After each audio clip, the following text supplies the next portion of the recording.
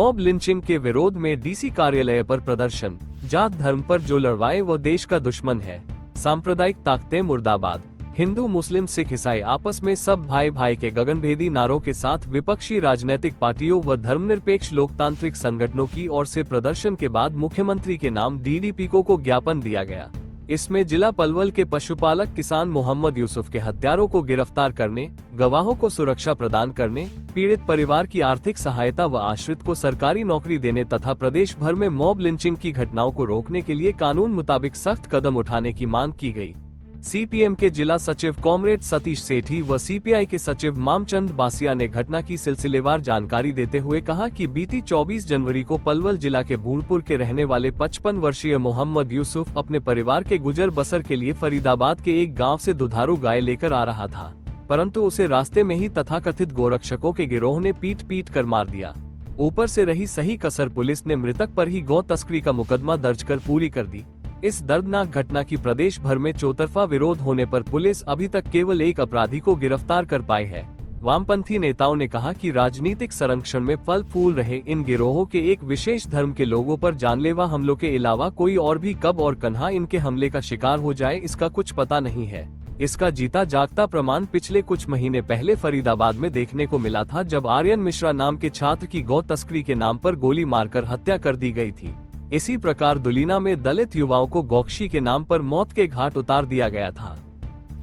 मुर्दाबाद मुर्दाबाद मुर्दाबाद डीसी हेल्थ मुर्दाबाद मुर्दाबाद मुर्दाबाद डीसी हेल्थ मुर्दाबाद मुर्दाबाद मुर्दाबाद डीसी पंचकुला मुर्दाबाद मुर्दाबाद मुर्दाबाद डीसी पंचकुला मुर्दाबाद मुर्दाबाद मुर्दाबाद पंचकुला प्रशासन मुर्दाबाद मुर्दाबाद मुर्दाबाद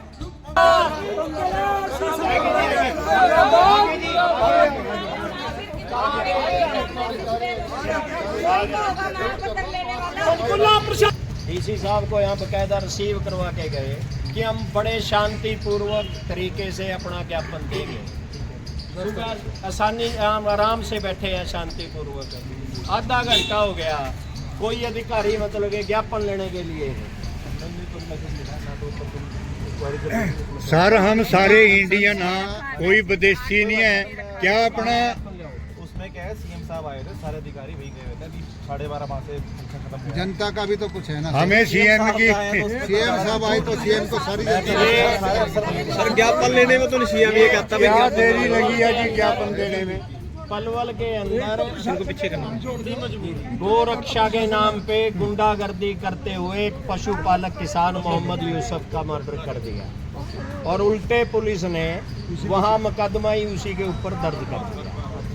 तो ये पूरे प्रदेश में तमाम विपक्षी पार्टियां, तमाम धार्मिक लोकतांत्रिक संगठन शांतिपूर्वक प्रदर्शन करके ये हरियाणा सरकार से मांग कर रहे हैं कि दोषियों को गिरफ्तार करो और जो उसको ऊपर मुकदमा दर्ज किया गया है, बड़े मतलब के अचंभे की बात है, मृतक के ऊपर ही कर दिया, उसको वापस लिया जाए, परिवार को उचित मुआवजा दिया जाए और पूरे प्रदेश में जो ये बीजेपी और आरएसएस के गुंडे के जो गिरोह बन रहे हैं गौ रक्षा के नाम पे, इन पे सख्ती से रोक लगनी चाहिए। हम ये मांग का ज्ञापन आज मुख्यमंत्री ये पहुंच जाएगा। इसमें गवाहों की सुरक्षा की भी बात है तो आपका जो ज्ञापन है ये मुख्यमंत्री संविधान को याद करते तो हुए आपका डेजिग्नेशन मैं डीडीपीओ हूं यहाँ डीडी क्या शुभ नाम विशाल जिला पलवल के अंदर बूढ़पुर गांव है। वहां के एक 55 वर्षीय पशुपालक किसान मोहम्मद यूसुफ जो कि पशुओं को पालने का काम करते हैं, किसान भी हैं, तो वो अपने परिवार के गुजर बसर के लिए फरीदाबाद से एक गाय लेकर आ रहे थे जो दुधारू गायें थी और रास्ते में ही गौ रक्षक दल जो अपने आप को बजरंग दल के लोग बता रहे थे, एक गिरोह था, उन्होंने उनको घेर के मॉब लिंचिंग कर दी, ड्राइवर की भी और उनकी भी, और दोनों की जबरदस्त पिटाई हुई और आखिर में जो पशुपालक किसान था मोहम्मद यूसुफ, वो जान उनको गंवानी पड़ी और जो ड्राइवर है वो अभी भी काफ़ी गंभीर अवस्था में है।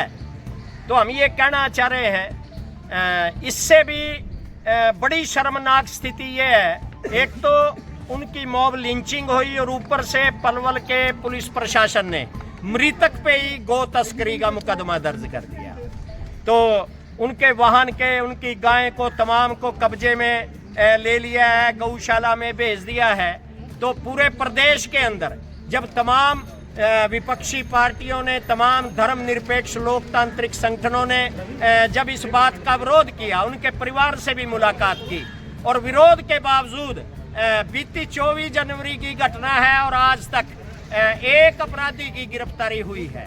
तो आज हम पंचकुला में तमाम यहाँ आज सीपीआई के भी कार्यकर्ता है, सीपीएम के हैं, कांग्रेस के हैं, संयुक्त किसान मोर्चा के हैं, ट्रेड यूनियन सीआईटीयू के साथी हैं, कर्मचारियों के भी साथी आए हुए हैं। तमाम संगठनों के पदाधिकारियों ने मिलकर इस मॉब लिंचिंग के विरोध में और मोहम्मद यूसुफ के हत्यारों को गिरफ्तार हो, पीड़ित परिवारों को न्याय मिले और उसके जो गवाह हैं इस वारदात के, उनको सरकार सुरक्षा प्रदान करे। इस मांग को लेकर हम सुबह से शांतिपूर्वक यहाँ बैठे प्रदर्शन कर रहे थे, अपनी बात रख रहे थे, अब ज्ञापन देने चले थे। पूर्व जो 8 फरवरी को हमने उपायुक्त कार्यालय में इसकी सूचना भी विधिवत रूप से दे दी थी कि हम तमाम पॉलिटिकल पार्टी और संगठन मिलकर शांतिपूर्वक अपना ज्ञापन प्रस्तुत करेंगे।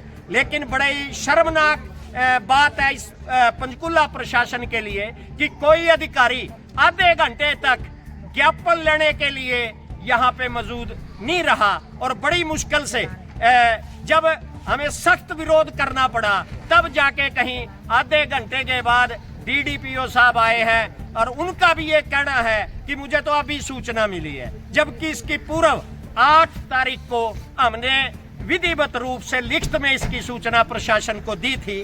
तो ये एक बीजेपी की सरकार का और उसके प्रशासन का एक ये चरित्र है कि वो शांतिपूर्वक प्रदर्शन कर रहे लोगों को जो अपना हक मांगते हैं उनकी बात तक सुनने के लिए तैयार नहीं है। ना प्रशासन तैयार है, ना सरकार तैयार है। तो हम इस आचरण की, जहां उस मोहम्मद यूसुफ की घटना की निंदा करते हैं, वहीं इस प्रशासन की इस कार्रवाई की हम निंदा करते हुए ये मांग करते हैं कि ये लोकतंत्र का एक संविधान की एक प्रक्रिया है कि हर व्यक्ति की विरोध की आवाज को सुना जाना चाहिए, सुन के उसका समाधान किया जाना चाहिए। लेकिन ये तानाशाही जो चल रही है, चाहे वो गोरक्षा के नाम पर गुंडागर्दी की बात हो, चाहे इस प्रकार प्रशासन द्वारा बात को ना सुनना हो, ये तमाम गैर संवैधानिक चीजें हैं जिनको कभी भी बर्दाश्त नहीं किया जा सकता। तो इस विषय को लेकर भी हम तमाम पॉलिटिकल पार्टी और संगठन बैठ के चर्चा करेंगे और फिर इस पे आगे भी कोई निर्णय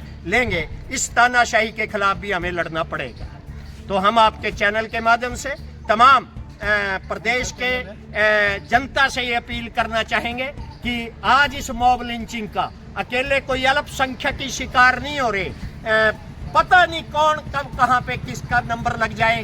अभी हमने देखा 2 महीने पहले फरीदाबाद के अंदर आर्यन मिश्रा के जो युवा था, छात्र था 12वीं कक्षा का, उसको गोलियां मार के गौ तस्करी के नाम पे उसकी हत्या कर दी। उससे पहले दुलीना के अंदर 4 जो युवा हमारे दलित साथी थे, उनका गौ कशी के आरोप में उनका जान से हाथ उनको गंवाना पड़ा। तो आइए मिलके आज जो इस देश और प्रदेश के अंदर जो समस्याएं हैं, बेरोजगारी की है, महंगाई की है, रोजगार का संकट है, इन तमाम को लेके, शिक्षा, स्वास्थ्य, तमाम सुविधाओं की मांग को लेके हम आपस में इकट्ठे होकर इन सरकार की नीतियों के खिलाफ लड़े। हम आपस में हिंदू धर्म, मुस्लिम धर्म इसके नाम पे ना लड़े, क्योंकि ये जो सरकार है सिर्फ जात और धर्म के नाम पे आपस में हमें लड़वा रही है और अपना फायदा देख रही है। तो हम तमाम जनता से आपके चैनल के माध्यम से अपील करना चाहेंगे कि इनकी साजिश को समझिए।